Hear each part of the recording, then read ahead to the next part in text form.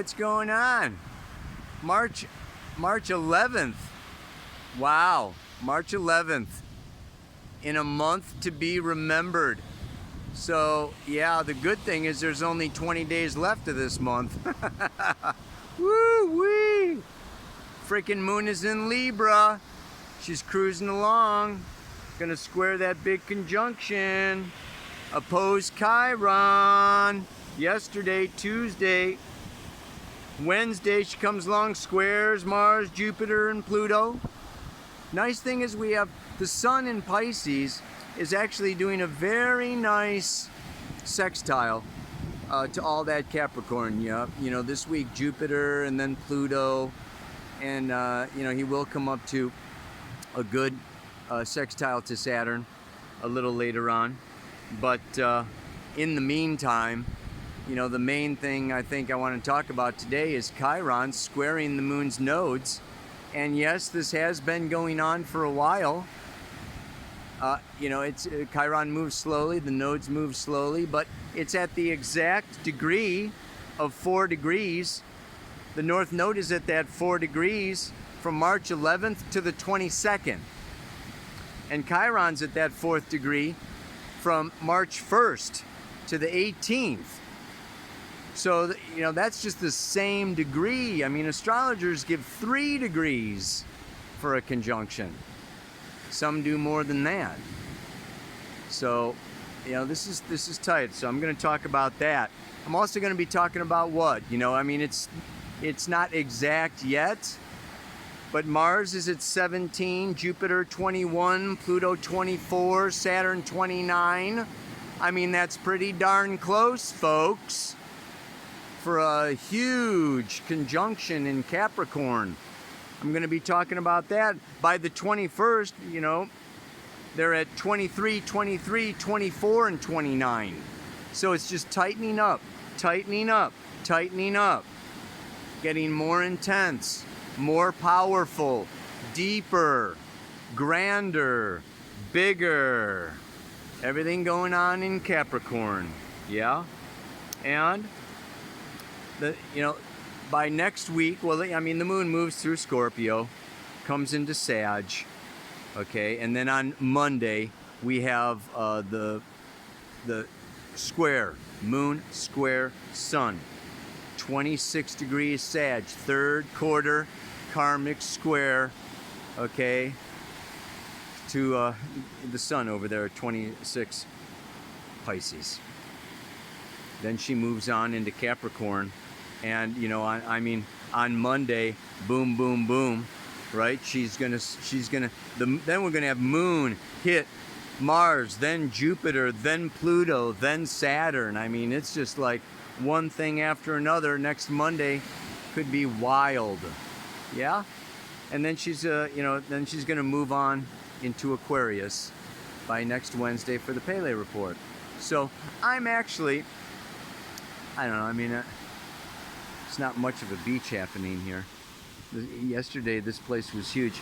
I'm gonna go like way over there and climb up that slide over there so I can get more of a view of the beach. But I hope that you're well. I will talk at you soon. All right. Woo! I give up. I give up. There are too many forces beyond my control. I can't stand it. I am overwhelmed. I come down to the beach at high tide, of course, because of the super full moon. The tide is higher than ever and lower than lower, so we're in extreme tides, and I can't even, I mean, there is no beach.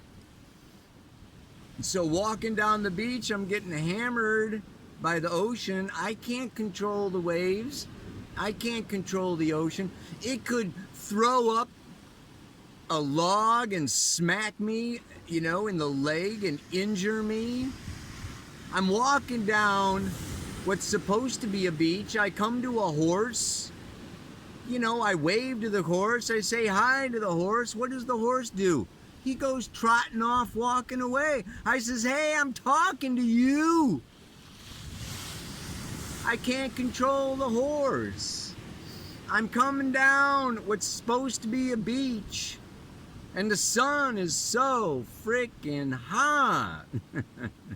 I start sweating bullets. I'm soaking wet. Somebody complained the last Pele report I didn't have a shirt on or something, you know. So now I'm wearing a shirt all the time on these reports. I can't control what other people have to say about the Pele report. And then I set up the camera here. I can't even control the camera. Look how the you know, if I come too close, you can't, you know, the light on the dumb thing. Look at the stupid thing.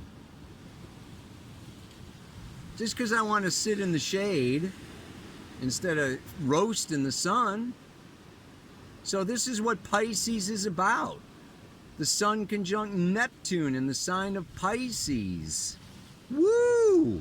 And it's going on till the 21st, you know, until the equinox. And we just had this full moon in Virgo. And what is that about? My teacher, Jeffrey Green, always referred to Virgo as the sign of crisis. Crisis.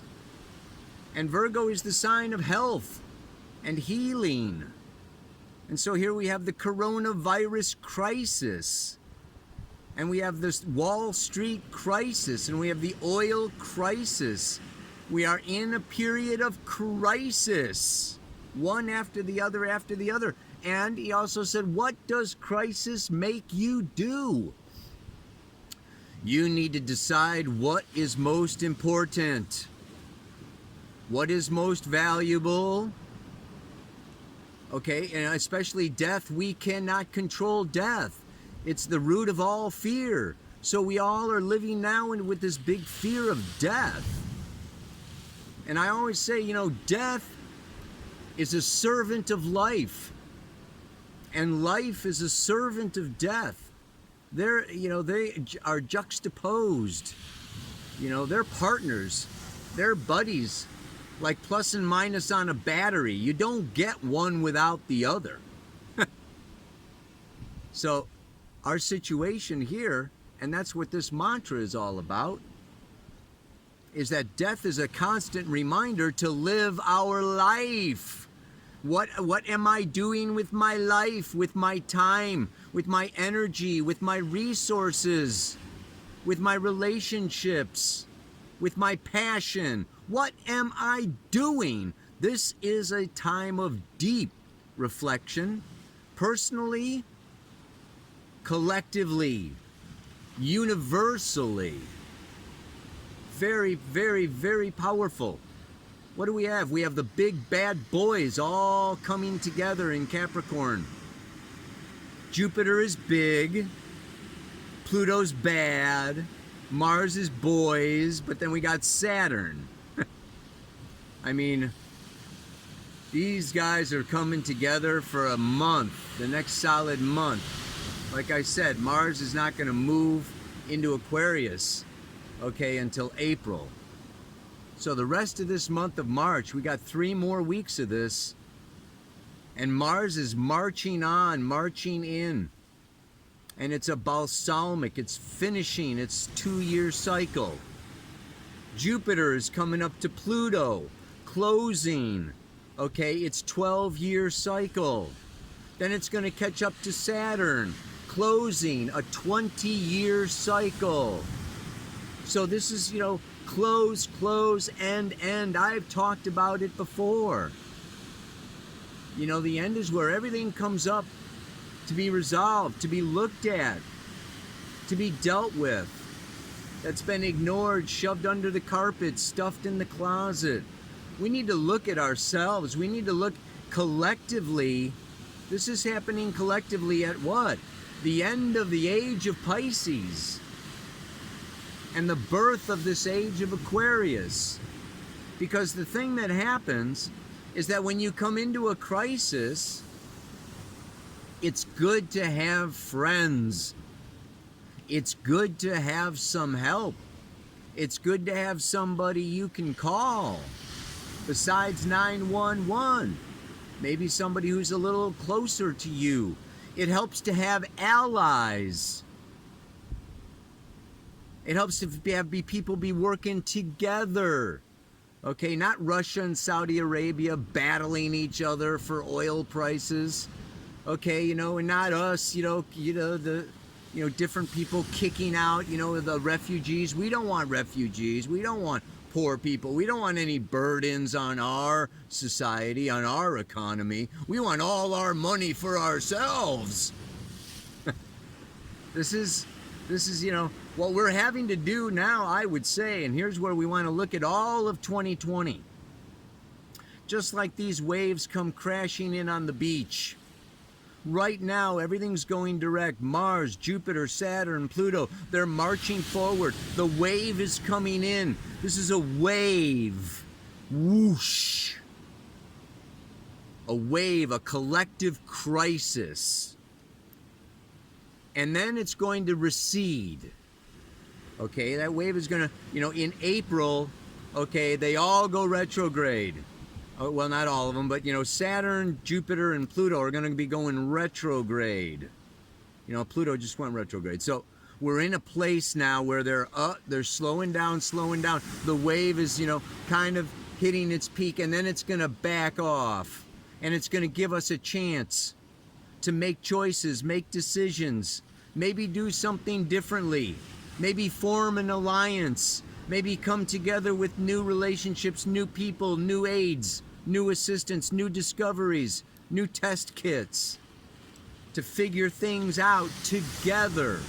The age of Aquarius is about community. It's about globally working together, realizing that the rich people need to help the poor people. Otherwise, the poor people rebel against the rich people. And things just have a way, right? The wave picks up, and when it gets too isolated, it falls back down and returns to the sea. So we're kind of at this peak now, collectively, and we need to come back together, come together, work it out together, come up with global policies and global economies and global currencies, and just really level the playing field a little bit is what is being called for here. Because then what? They all go retrograde, and in September they go direct. Whoosh. October, November, December, bakaboosh. Elections. It's so, it's so fitting. Astrology as the relation of everything to everything. We can just see the relationship of everything to everything, and everybody to everybody. I am another you in la kashalakin. This is just really it's a beautiful time.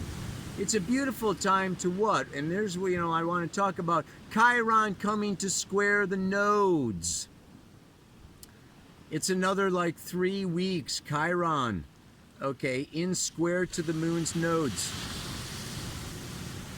We know that the square planet to the nodes is a skipped step, that it needs to be identified, diagnosed, dealt with, integrated, mastered, and then you can go on to your future soul destiny.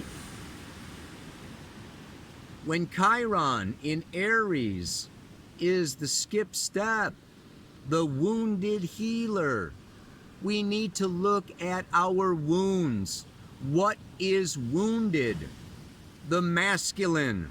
Mars, Aries, the god of war in Roman or the god of war in Greek. I don't care what the language is. It's an archetype of the masculine warrior. And what's wounded about the warrior? Well, the warrior in the past has been a self-centered, egotistical, conquering scumbag. Hoarding, greedily grabbing, dominating, suppressing, taxing, ripping off, raping, pillaging, sucking up all the resources like a big monster Jabba. The Jabba. I think of Star Wars, Jabba. Yeah, just gluttonous. This is the gluttonous, patriarchal, old ways that we've dealt with the feminine, that we've dealt with Gaia, that we've dealt with the planet, that we've dealt with our bodies and sexuality, that we've dealt with culture and society and poor people and minorities and blah, blah, blah, blah, blah, blah, blah, blah, blah, blah. Ow! Gets you all stirred up just thinking about all the stuff that's gone down on this here planet of ours. And it's all reincarnation. I'm not talking about our forefathers, baby. I'm talking about us. We are the ones that reincarnate and reincarnate and reincarnate. This isn't some far distant past. We've got soul memories. We've got soul issues. This is our own stuff. I'm not trying to blame our parents and their parents and their parents and Napoleon and Alexander and, no. We were them. We are them. We're dealing with, and this is probably the bitter pill to swallow, that we need to take responsibility for the reality that we have created for ourselves, for our families, in this life right here now, and stop blaming our parents and the society and the money mongers and the this, that, and the other. So we want to really look at, and this is the beautiful part about that Pisces Virgo axis, step out of victim, step out of martyr, step out of they are doing it to me, and step into and heal the warrior. All I can say really is har, guru, har, guru, guru. Build up the magnetic field.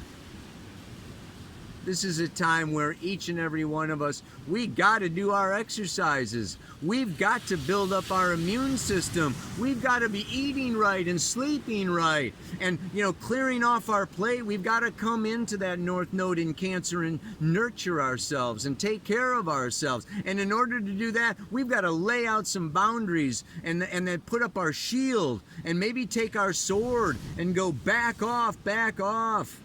I'm taking a day off. I'm taking a week off. I'm taking a month off. Back off. We need to assert in a healthy way who we are. We need to come into a deeper soul purpose. We need to be living a life of purpose before we die, before it's too late. This is just a great big reminder. It's a great big kick in the butt. Get it together, people. Coronavirus is just this spiky little ball, that's coming around. Bam, bam, bam. There's 1%, that catch it and actually die. 99%, it's build up that immune system. It's fight. How bad do you want to live? How grateful are you for what you've got and who you are? And are you really maintaining that positive vibration of gratitude for what is, for the moment that we've been given, for the love that we've been given and that we can give and that we can share? That raises up the vibration. That opens up that chakra. The heart chakra and the lungs, this is all the same chakra now, isn't it? Right? So, you want to be doing lots of, arm rolls and, all things moving the arms, build up this heart chakra. So really move Move these arms. It's very, very, very beautiful. This is a time of coming together, of being vulnerable, of being compassionate. How do we heal? What does a healed masculine look like? A guardian, a protector, a good father. Yeah, the warrior protects. The warrior steps up and says, you know, I'm going to take care of this person who can't take care of themselves. I'm going to be a Doctors Without Borders, okay? I'm going to like go out and help the refugees, and I'm going to go out and I'm going to really step into roles and positions of responsibility and authority to help the condition and the situation. And then what? Yeah, you know, Chiron is our sole purpose, the hero journey, our journey into our pain and feeling how we have been stepped on or used or pushed or, you know, just taxed and manipulated and exploited. And it's just like, no more of this. So it's time to really step up the game. And like I said, what I see is, I see things giving us a break, but it's not over yet, and it's not going away, and it would be false to assume that, oh yeah, you know, the numbers are receding in China, it's a temporary thing and it's going to recede. You know, it's like, you know what? There's going to be like one thing after another, one reminder. You know, life is our teacher. Life gives to us and life takes away. So life is giving us some lessons now, and I just swear that it is about, in La Keshalakin, realizing our oneness, our unity, our interdependency, that we've grown too isolated, too separated, too selfish, and we need to team up. We need to team up. Oh! Yeah, baby!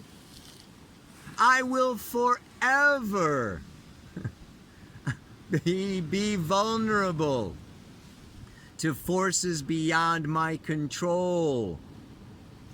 They remind me to live my life with purpose before it is time to go. You know what I'm saying? I'll bet you do. Going. Yeah. Get going while the getting is good. Get going while you're strong, while you're young, while you're healthy, while you're vibrant, while you've got this power and this truth and this purpose and this heart space, and get while the getting's good, baby. Ow! One more time. Let you go. What is it? I will forever be vulnerable to the forces beyond my control. They remind me to live my life with purpose before it's my time to go. Namaste. Aloha. So much love.